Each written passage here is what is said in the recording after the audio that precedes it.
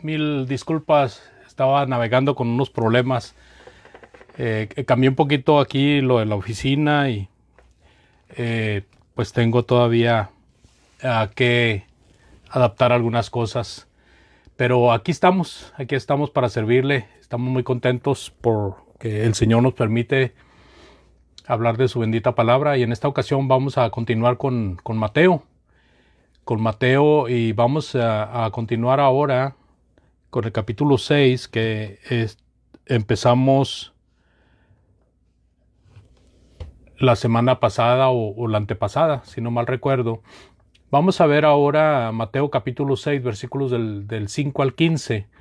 Todavía dentro del Sermón del Monte, el Señor Jesucristo tiene mucho que decir todavía en ese gran sermón.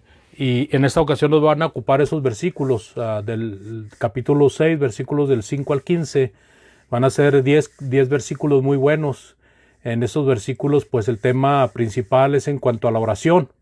Y yo he subtitulado este tema 4 retratos que debemos de recordar en el momento de orar.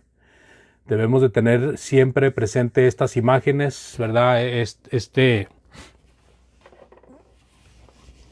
Estos retratos que debemos considerar en el momento de la oración para que pues hagamos la oración adecuada, que sea una oración adecuada. Vamos a leer, por favor, para entrar en materia, Mateo capítulo 6, versículos del 5 al 15. Bienvenidos sean todos. Mateo 6, del 5 al 15. Si tiene su Biblia abierta, vea conmigo, por favor. Dice: cuando ores, no seas como los hipócritas, porque ellos aman el orar en pie en las sinagogas y en las esquinas de las calles para ser vistos de los hombres.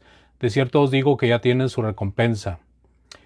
Mas tú, cuando ores, entra en tu aposento y cerrada la puerta, ora a tu Padre que está en secreto, y tu Padre que ve en lo secreto te recompensará en público. Y orando no uséis vanas repeticiones como los gentiles que piensan que por su palabrería serán oídos.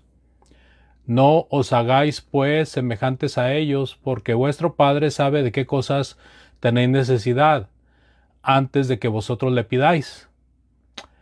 Vosotros pues oraréis así: Padre nuestro que estás en los cielos, santificado sea tu nombre, venga tu reino, hágase tu voluntad como en el cielo, así también en la tierra.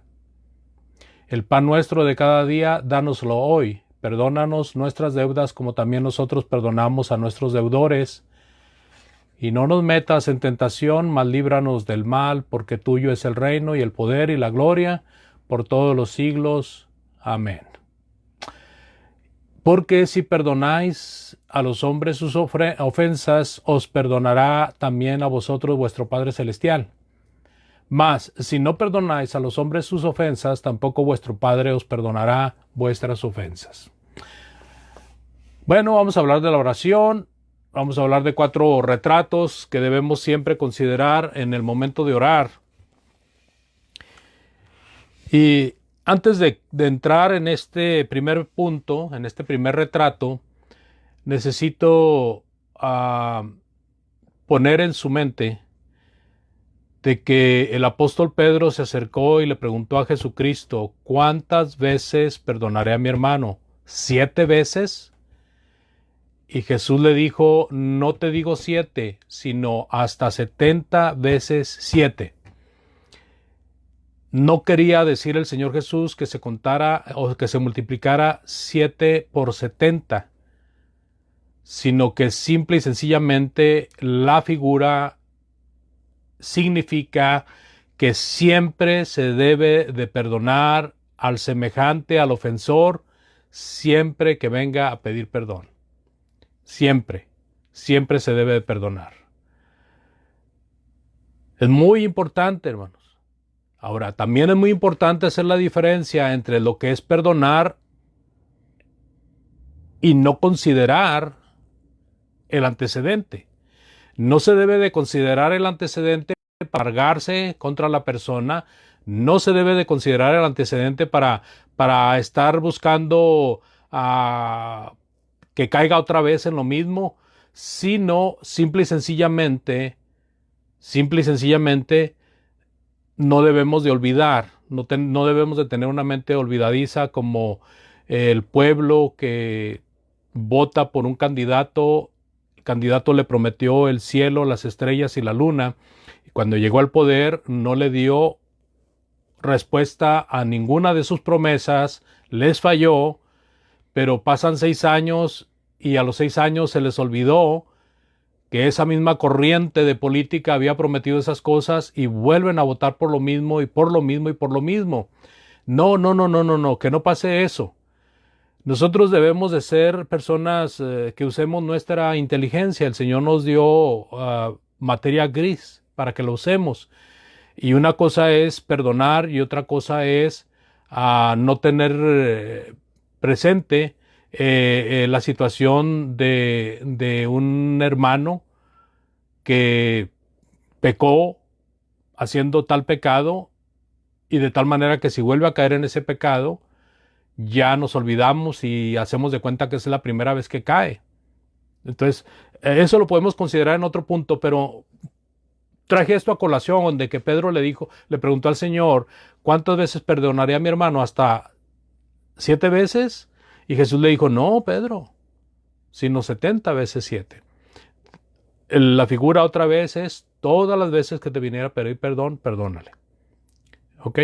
¿Por qué estoy trayendo esto a colación? Porque vamos a tratar acerca del perdón en la oración modelo que vamos a citar en este estudio de 4 retratos que debemos de tener presente en la oración. El primer retrato, según el versículo 5, el versículo 5 dice el Señor Jesucristo, cuando ores no seas como los hipócritas, porque ellos aman el orar en pie en las sinagogas y en las esquinas de las calles para ser vistos de los hombres. De cierto os digo que ya tienen su recompensa. El primer retrato es acordarnos de la actitud de los judíos, o sea, de judíos que tenían preeminencia en el pueblo, judíos que eran de las autoridades judías, el uso que hacían de la oración. Ellos amaban orar para ser vistos de los hombres. Así de que se ponían de pie para sobresalir, salían y se ponían en las esquinas de la calle para ser vistos. Aquí el problema de los judíos a los cuales se hace mención no es el hecho de que oraban, sino la actitud y el propósito por lo cual oraban. El propósito de ellos era para ser alabados, para ser ensalzados. Así de que esa razón, hermanos, no es correcta. Vamos a ver algunas veces que el Señor Jesucristo señala esto de las autoridades religiosas como los fariseos, los escribas, los saduceos. Mateo 5:16. Cuando ayunes, fíjese aquí mismo, Mateo 6:16. Cuando ayunes no seas austeros como los hipócritas, porque ellos demudan sus rostros para mostrar a los hombres que ayunan. De cierto os digo que ya tienen su recompensa. Ellos presumían de que hacían ayuno. ¿No les suena esto familiar? En nuestra actualidad hay muchas personas que presumen de ayunar. Ahora, ellos presumían de ser muy espirituales. Dice Mateo 23 del 5 al 8. Mateo 23 del 5 al 8. Antes hacen todas sus obras para ser vistos por los hombres. Pues, ¿qué hacen, Señor Jesús? Pues ensanchan sus filacterías, extienden los flecos de sus mantos y aman los primeros asientos en las cenas y las primeras sillas en las sinagogas, y aman las salutaciones en las plazas y que los hombres los llamen rabí, rabí. Pero vosotros no queréis que os llamen rabí, porque uno es vuestro maestro, el Cristo, y todos vosotros sois hermanos. Mire nomás, Mateo 23 del 5 al 8 habla de las prácticas que tenían los fariseos, los escribas, y ellos amaban hacer estas cosas para ser vistos por los hombres. adornaban o hacían más grandes sus filacterías. Las filacterías eran unos estuches que usaban para traer una porción de la Sagrada Escritura, de la ley de Moisés o posiblemente también alguna remembranza de advertencias de los profetas, pero principalmente la ley de Moisés era una práctica de ellos, traer una filactería o varias filacterías en varias partes de su vestimenta, aún en su frente las ponían para de una manera simbolizando que debían de recordar siempre la escritura. Pero llega el momento en que estos hombres esta práctica la empiezan a usar para el mismo fin de muchas prácticas religiosas, que solo lo hacían por presunción y lo hacían para ser alabados por los hombres. Por eso ensanchan sus filacterías, eso quiere decir que las hacían más amplias, más notorias, más sobresalientes, extendían los flecos de los mantos, ¿verdad? De esa manera podían también darse más a notar, amaban los primeros asientos en las cenas, o sea, cuando había una reunión para comer, ellos querían los primeros asientos, ellos se sentaban en las primeras sillas en las sinagogas, ellos les gustaba mucho que se les llamara rabí, rabí, con mucha reverencia, con mucho respeto. No queremos decir que se falta el respeto a las personas mayores, no queremos decir que se le falta el respeto a las personas que se dedican a enseñar, a los predicadores, a los maestros, a los ancianos, no. Pero una cosa es que se ganen ese respeto, esa admiración, y otra cosa es que ellos busquen esa gloria. Es muy diferente, hermanos, es muy diferente. Cuando el hombre busca su gloria, ese hombre se va a elevar muy alto y va a caer y se va a dar un gran golpe. Quizás no se va a poder levantar. Entonces es muy importante que nosotros aprendamos de este retrato. Este retrato no debe de ser nuestro retrato. Dice también en Mateo 23:14, por favor. Mateo 23:14. Ellos presumían de hacer mucha oración, hermanos. Dice Mateo 23:14, ay de vosotros, escribas y fariseos hipócritas, porque devoráis las casas de las viudas y como pretexto hacéis largas oraciones, por esto recibiréis mayor condenación. Ellos iban a las casas de las viudas, ay, pobrecita viuda, miren, nosotros vamos a entrar a la casa de la viuda y aquí vamos a estar haciendo oración ahí por la viuda. Pero todo lo hacían con propósitos lucrativos, lo hacían con propósitos perversos, malévolos, siniestros, porque en vez de demostrar su amor y de hacer las cosas sin interés, ellos todo el tiempo estaban buscando sacar ganancia y con mucha actitud de piedad y con mucha actitud de que eran santos y devotos. Hacían largas oraciones. ¿Para qué? Pues para que les reconocieran y haciendo las largas oraciones estaban quitándole el pan a la viuda. Pero bueno, otro más. En Mateo 23:15 dice, ay de vosotros escribas y fariseos hipócritas, porque recorréis mar y tierra para ser un prosélito, y una vez hecho le hacéis 2 veces más hijo del infierno que vosotros. O sea, Jesucristo ve la situación de estos hombres, esta situación está condenada, hermanos. Está condenada, estimado oyente. Y si ellos no hacían un cambio radical, esto los iba a llevar al infierno. Ellos están condenados con esa actitud, con esa situación. ¿Qué hacían ellos? Ellos podían presumir de que recorrían grandes distancias para ir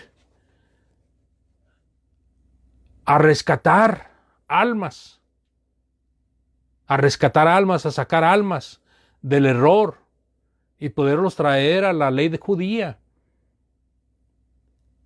Pero la actitud de ellos y las prácticas de ellos solamente lograban que una persona fuera más cerca de perderse que de tener una esperanza de fe por el Señor Jesús que vendría, porque estas personas con su ejemplo enseñaban más que con el hecho de que hablaran de la ley de Moisés. Muchas personas se ufanan, se mofan, se enorgullecen, se enaltecen de que son muy buenos para rescatar almas. Pero por esa misma actitud, por esa misma práctica, por ese hábito de soberbia, de enaltecimiento, esas mismas almas que los están siguiendo son candidatos al infierno por esa actitud. Entonces hay que tener mucho cuidado. Lo que dice el Señor Jesucristo entonces dice: cuando ores no seas como los hipócritas, porque ellos aman el orar de pie en las sinagogas y en las esquinas de las calles para ser vistos de los hombres. De cierto os digo que ya tienen su recompensa. Presumir, querer hacer que hay mucha espiritualidad, mucha devoción, mucha sabiduría de Dios. Presumir que mucha oración, presumir de que muchas almas están viniendo gracias a mí.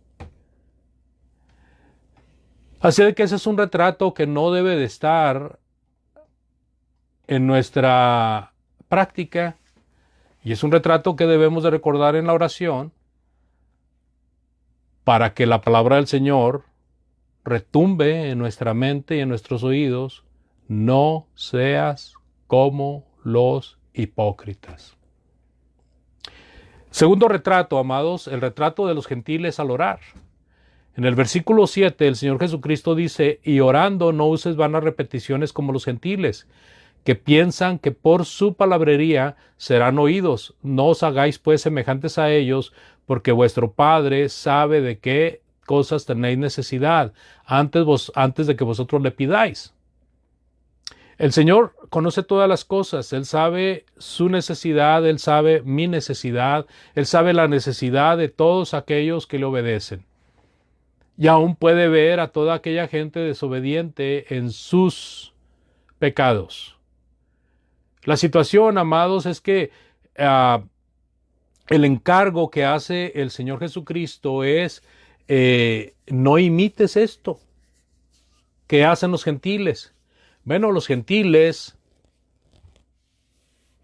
si no tenían el problema de ser hipócritas, tenían el problema de que hacían una oración vana. Que realmente esta oración, ¿verdad? Pues era rezos. El rezar y el orar no es lo mismo. El rezar, amados, es estar repitiendo y repitiendo lo mismo y lo mismo y lo mismo. Como que por la fuerza de la repetición aquello llegue a tener valor, cuando no es así. Últimamente se ha manejado mucho una frase que dice que una mentira repetida muchas veces llega a ser verdad. No funciona así la cosa. La mentira siempre es mentira, aunque la repitas. Si crees que repitiéndola 100 veces se hace verdad, aunque la repitas 1,000,000 de veces, no va a ser verdad nunca. La mentira no va a ser verdad. Lo mismo en la oración. No porque repitamos lo mismo y lo mismo y lo mismo y lo mismo, va a llegar más a Dios. ¿Qué pasa con estas oraciones? Bueno, me acuerdo de la oración que hacían las personas, aquellas que estaban en el Monte Carmelo, peleando, llevando a cabo una batalla en contra de Elías, el profeta de Dios, y en contra de Dios, por supuesto, porque Elías estaba obedeciendo a Dios. Y le hablaban a su Dios para que le respondiera. Y Baal no le respondía.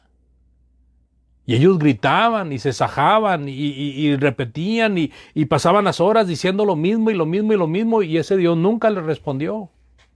Elías se burlaba de ellos. Esto lo tenemos registrado ahí en Primera de Reyes, capítulo 18, versículos del 25 en adelante, por si usted quiere darle una repasada o conocer el caso, si no lo conoce. Primera de Reyes, capítulo 18, versículos del 25 en adelante. Ahí están estos falsos profetas de Baal rezando, gritando, y Dios, el Dios de ellos, nunca los escuchó. No les escuchó, ni el Baal ni la Cera les escuchó. Entonces viene a mi mente de situaciones, también los mahometanos usan, no sé si sea una sola rama de ellos, no me he metido mucho a estudiar las costumbres de los mahometanos ni las ramas de los mahometanos, pero he visto, ¿verdad?, en documentales donde ellos también, muy parecido al católico, también le dan mucha vuelta a una sola plegaria, a una repetición de frases. Y pueden repetirlas varias veces y pueden estarlas repitiendo por minutos, por horas, la misma repetición y la misma repetición. En el catolicismo, pues, la mayoría de nosotros sabemos. Inclusive se acostumbra de que cuando alguien comete una falta, ¿verdad?, va y se confiesa ante un sacerdote, el sacerdote le da como penitencia, tienes que decir 7 Padres Nuestros, tienes que decir 20 Aves Marías, y eso es puro repetición y repetición, amados. Allá en el Oriente, ¿verdad?, en el Medio Oriente y también en los países asiáticos, hay lugares donde se usa mucho la oración de rodillo, donde nada más se le está dando vuelta a lo mismo y lo mismo y lo mismo y lo mismo y lo mismo. Y se usan unos rodillos aún para estar leyendo. Creo que es bien ilustrativo esto de las repeticiones. O sea, vanas repeticiones no suben al cielo. Las vanas repeticiones no suben al cielo. Ahora, esto es muy diferente a lo que le voy a comentar. Si usted tiene una necesidad o tiene varias necesidades que lleva a la presencia del Señor, y usted ora este día y pide por lo mismo, y el siguiente día pide por lo mismo y pide por lo mismo, eso no son vanas repeticiones si su oración está siendo con plena conciencia y con plena fe de que el Señor le está oyendo. Pasa de que el domingo se levanta una lista de oraciones por necesidades, y el siguiente domingo muchas veces coincide de que están las mismas necesidades, y al siguiente domingo otra vez las mismas necesidades, o ya se le agregaron una o dos, o ya se le quitaron una o dos o tres. Esas no son las vanas repeticiones. Es correcto, usted acuérdese de la viuda que insistió con el juez injusto. Es una lección para los discípulos del Señor que debe de ser uno insistente en sus necesidades, en las peticiones al Señor. Ese es uno de los ingredientes en la oración, las peticiones, los ruegos. Pero eso es muy diferente a hacer oración de rodillo. Entonces el Señor Jesucristo dice: no uses vanas repeticiones como los gentiles, que piensan que por su palabrería serán oídos. No os hagáis pues semejantes a ellos, porque vuestro Padre sabe de qué cosas tenéis necesidad antes de que vosotros le pidáis. Entonces siempre yo acostumbro, hermanos, y lo aconsejo, de que cuando ore a Dios trate de que esa oración sea del día. Pero hermano, ¿cómo va a ser del día si ayer pedí por mi mamá que está enferma y ahora otra vez le vuelvo a pedir? Su mamá sigue enferma. Su mamá todavía tiene necesidad de esa oración. ¿Sí? Insista al Padre Celestial. ¿Verdad? Malo sería de que usted se da cuenta de que ya no hay necesidad de esa oración y usted siga pidiendo por lo mismo. Creo que se entiende, hermanos. Entonces, este retrato no debe de estar, este retrato nos ayuda a recordarlo para no hacer lo mismo que los gentiles. Tercer retrato, hermanos, el retrato de los cristianos al orar.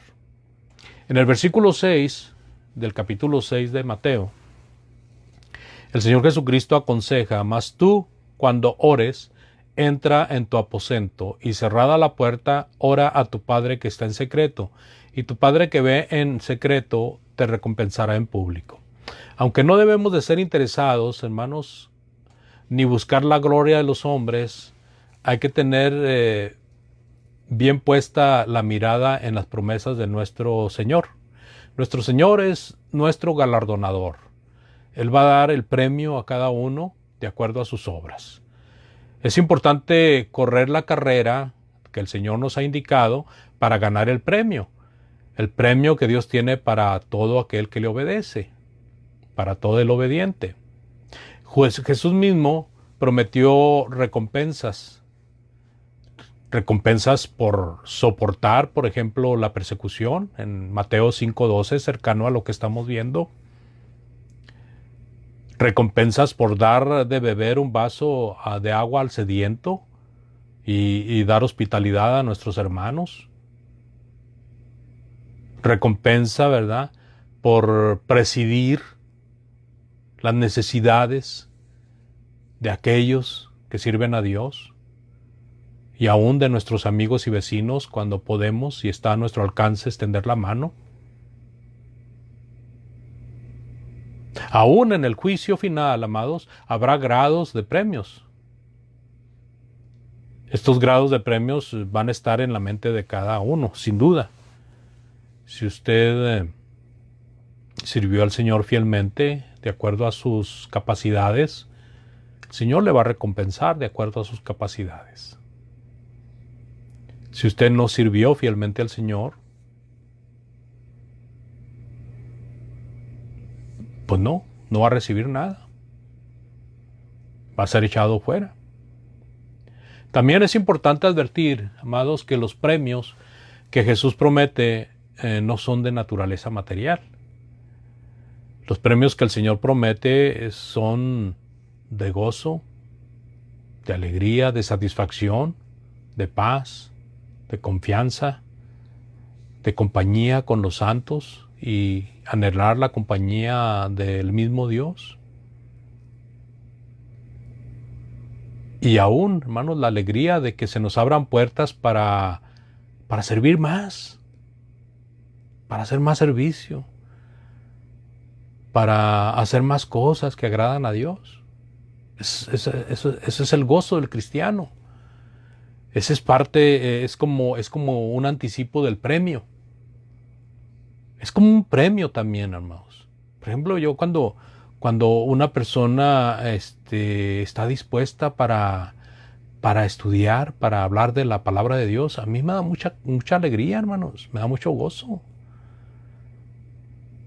Cuando alguien nos visita en la reunión y que podemos platicar con ellos y podemos animarles a que sigan estudiando y a ponernos a sus órdenes para seguir estudiando la palabra de Dios, eso es de sumo gozo.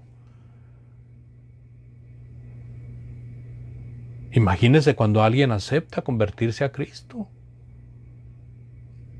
Cuando alguien acepta convertirse a Cristo, pues es una fiesta, sin duda.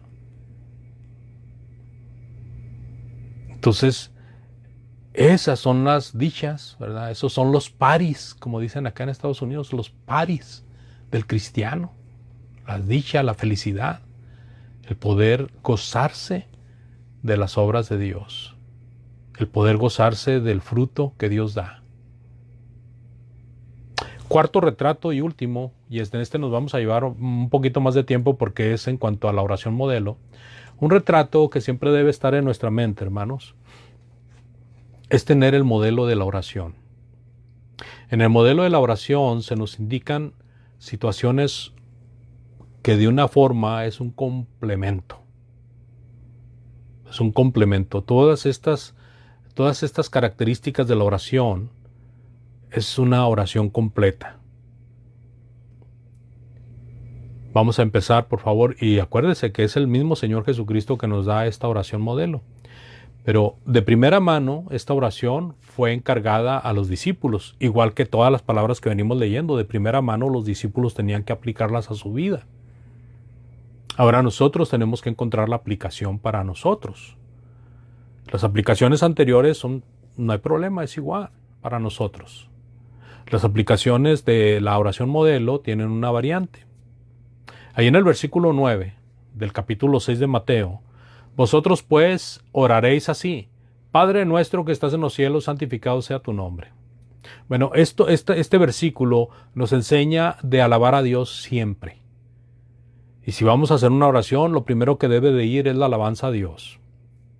Los salmos, así como todos los libros de la Biblia, contienen alabanzas a Dios a granel.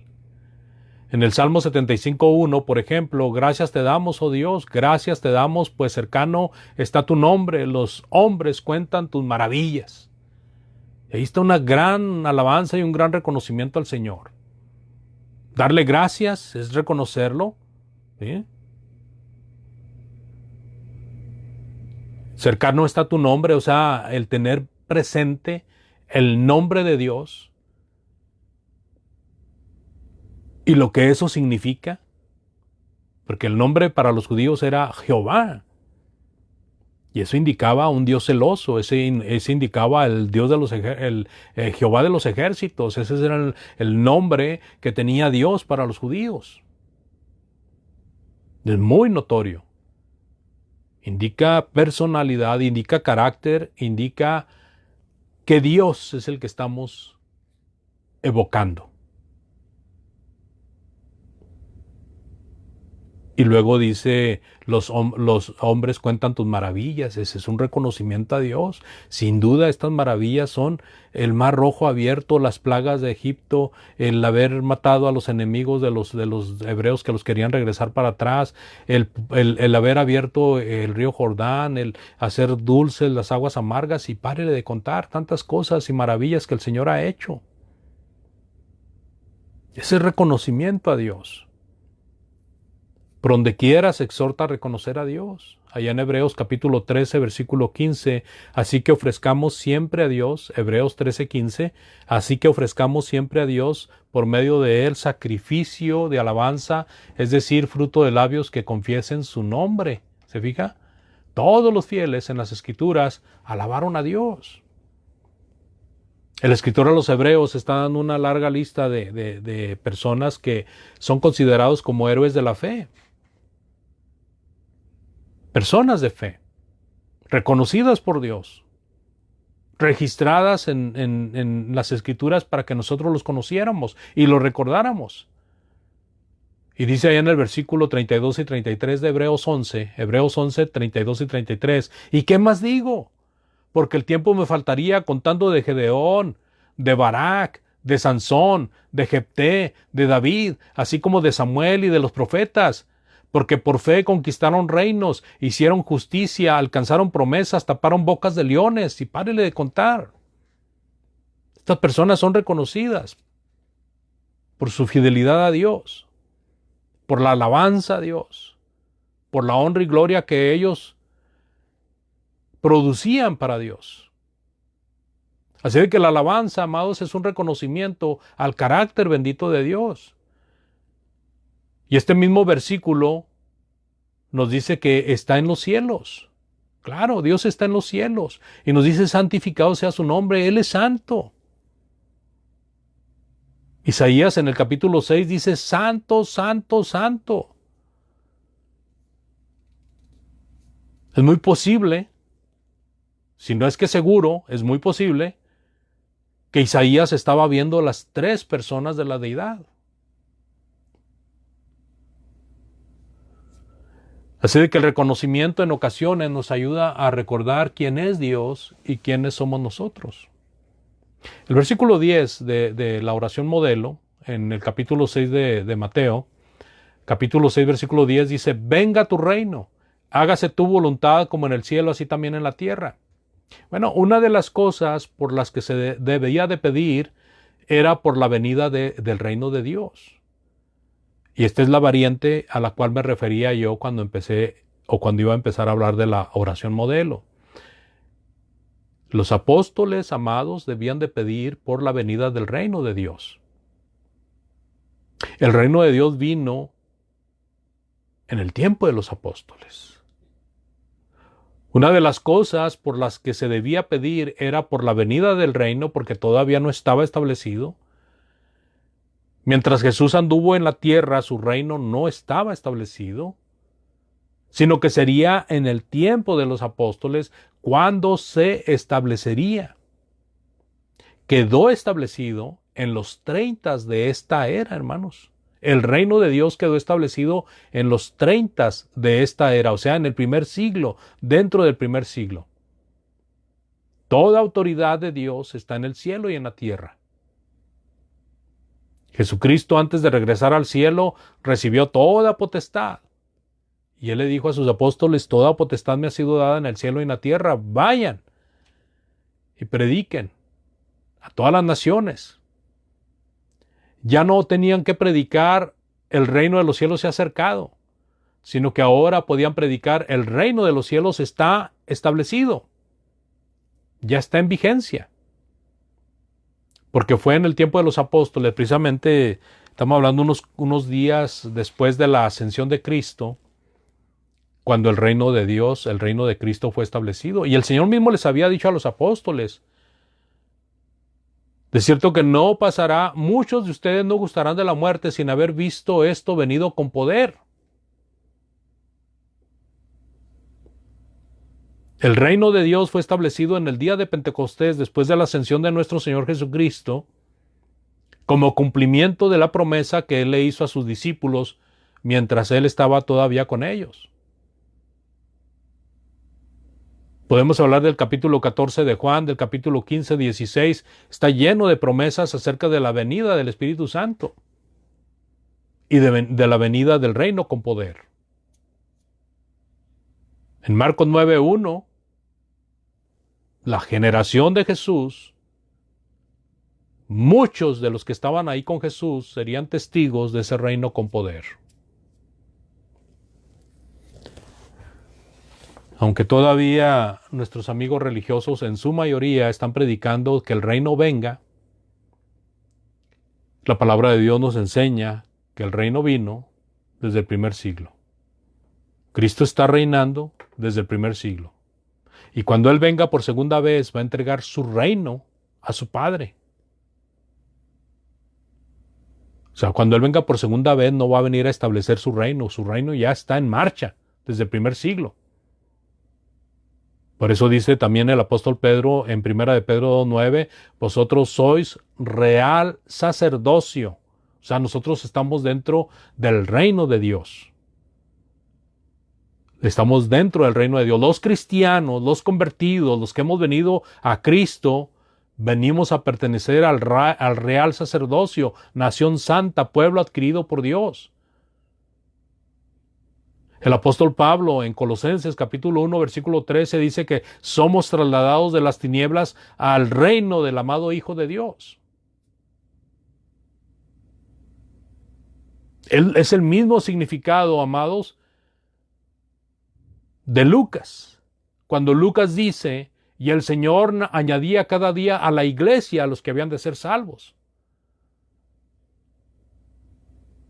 Es lo mismo. Mientras que Lucas registra que el Señor añadía cada día a los que habían de ser salvos, hablando de la iglesia ya establecida, el apóstol Pablo lo refiere en el aspecto en el sentido de reino. Somos trasladados de las tinieblas al reino del amado Hijo de Dios. Nosotros somos súbditos en el reino. La mayoría de nuestros amigos religiosos están esperando la segunda venida de Cristo para que establezca su reino y haya otra oportunidad. No, la oportunidad está hoy. Hoy. Mientras el Señor nos da tiempo para dar el siguiente respiro, es nuestra oportunidad. Así de que nosotros no tenemos que pedir venga tu reino. Eso era una necesidad en el tiempo de los apóstoles. Nosotros podemos pedir por el reino de Dios, pero no porque venga. No sé si me explico. Podemos decir, Señor, bendice tu reino. Señor, cuida tu reino. Señor, ayúdanos a estar en tu reino. Señor, trae almas a tu reino. Debemos de hablar como el reino de Dios ya existente, porque así es. Mientras que en el tiempo de Jesucristo, el reino todavía no existía. Los apóstoles y todos los seguidores de Cristo debían de pedir someramente que viniera el reino de Dios. Mientras que Jesucristo vivía, el reino de los cielos se había acercado, pero todavía no estaba establecido. Ni en vida de Juan, ni en vida de Jesús, ni en vida de los apóstoles, mientras Jesús vivía.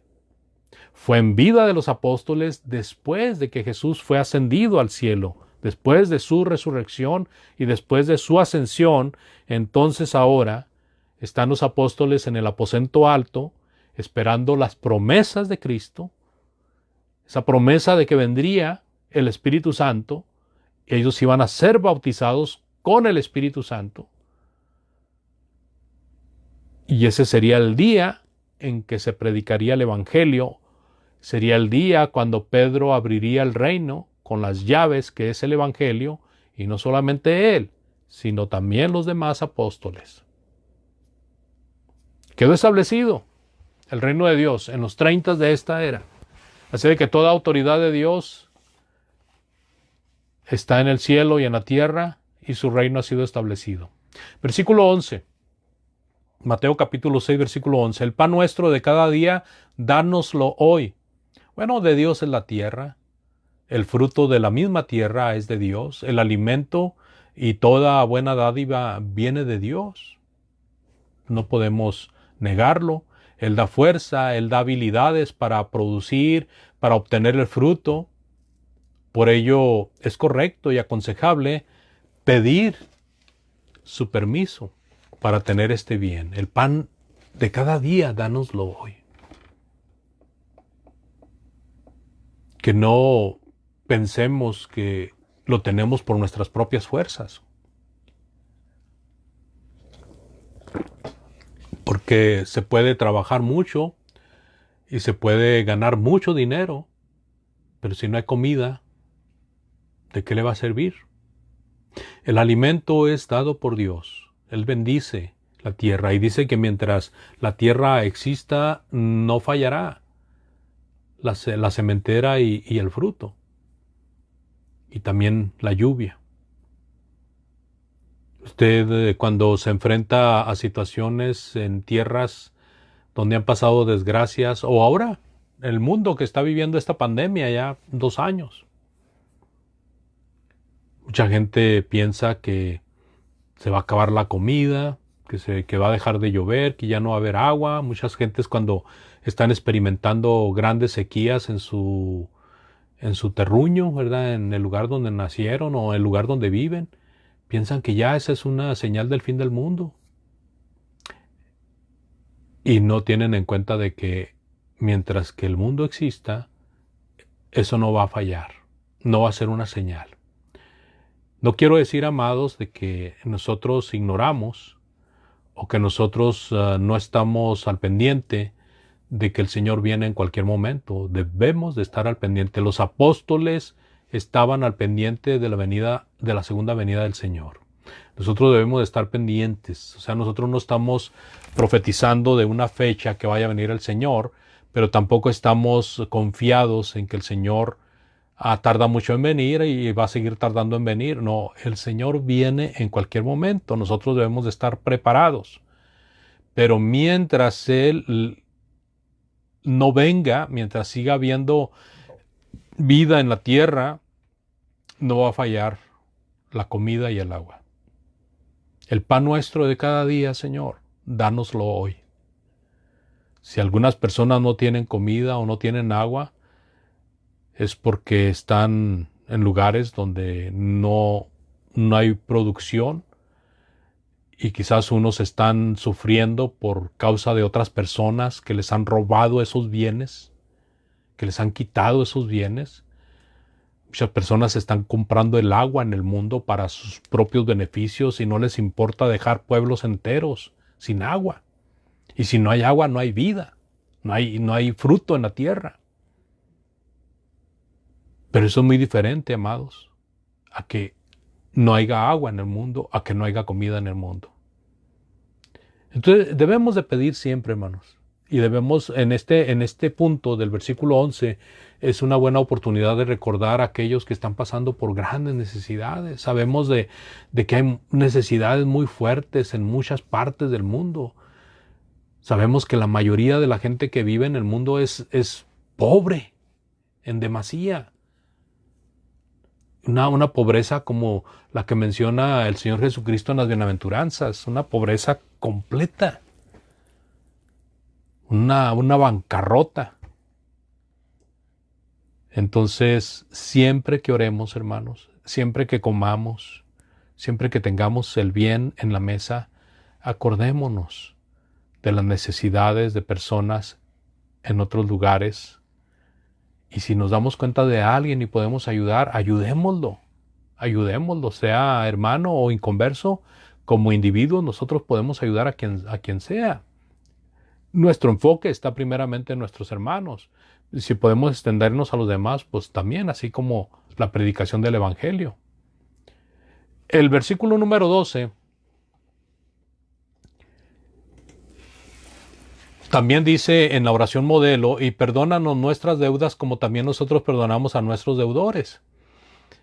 ¿Verdad? El Señor nuestro es un Dios amoroso, ¿verdad? Él dio a su Hijo.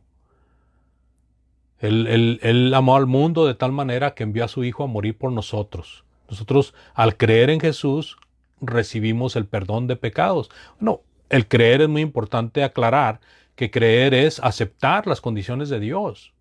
No es solamente decir yo creo. Entonces, cuando nosotros aceptamos las condiciones de Dios, somos perdonados. Precisamente en el bautismo dice que nuestros pecados son perdonados. Y también Ananías le dijo a Saulo de Tarso, lava tus pecados invocando su nombre, ¿verdad? En el momento del bautismo. Ahora pues, ¿por qué te detienes? Levántate y bautízate invocando su nombre y lava tus pecados. ¿Sí? Así de que por medio de Jesucristo nosotros somos perdonados. Por medio de Jesucristo obtenemos el perdón de nuestros pecados al aceptarlo como nuestro Salvador. El Señor es amplio en perdonar. Nosotros debemos de tener el mismo carácter de Él y perdonar a nuestros deudores. El perdonar es una gran bendición, hermanos. El ser perdonador es un gran privilegio. Debemos de perdonar cuantas veces se nos solicite. Por eso mencionaba al principio la situación del apóstol Pedro cuando le preguntó al Señor Jesucristo que si debía perdonar a su hermano solamente 7 veces. Entonces recordemos, debemos de perdonar hasta 70 veces 7, pero no es que multipliquemos 70 por 7, sino simple y sencillamente debemos de perdonar siempre, hermanos. Siempre. Versículo 13. No nos metas en tentación, mas líbranos del mal, porque tuyo es el reino, el poder y la gloria por todos los siglos. Amén. El Señor está atento a la necesidad de los obedientes. El gran consuelo del fiel en medio del sufrimiento es que Dios está a su lado. Dios no abandona a sus hijos. Puede estar siendo perseguido, puede estar siendo maltratado, puede estar pasando penurias, pero si usted está siendo fiel a Dios, tiene un gran consuelo. Dios está con usted. Dios no abandona a sus hijos. Usted puede ver a los hermanos de Esmirna. Dios no los abandonó, pero ellos tenían que seguir sufriendo. Y así muchos hermanos en el primer siglo, en tiempos de persecución, se les escaseaba el trabajo, no los dejaban comprar comida. Los asediaban, los perseguían, los tomaban presos, los encarcelaban. Y tenían que aprender de que si había un sufrimiento grande, pues estaban siendo preparados para otro más grande. Versículo 14, amados, porque si perdonáis a los hombres sus ofensas, os perdonará también a vosotros vuestro Padre Celestial. Así como Dios nos perdona, al venir a su camino arrepentidos y convertidos, por supuesto, así ve con agrado que practiquemos el perdón a nuestros semejantes. Debemos de tener una actitud benevolente, hermanos, benigna. Debemos de ser amables, para poder atraer gente a Cristo. Nosotros debemos de cambiar de actitud, nuestro carácter, nuestro rictus en nuestra cara. Muchas veces pareciera que no queremos hacer cosas que es en beneficio de otras personas. Si nuestro fin es traerlas a Cristo, nosotros podemos ir por esas personas, arrimarlas al Señor. Nosotros podemos ir a hablarles de la palabra de Dios.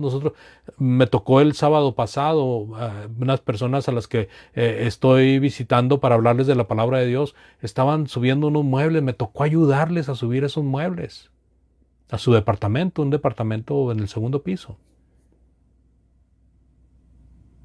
Y luego ya nos quedamos hablando de la palabra de Dios.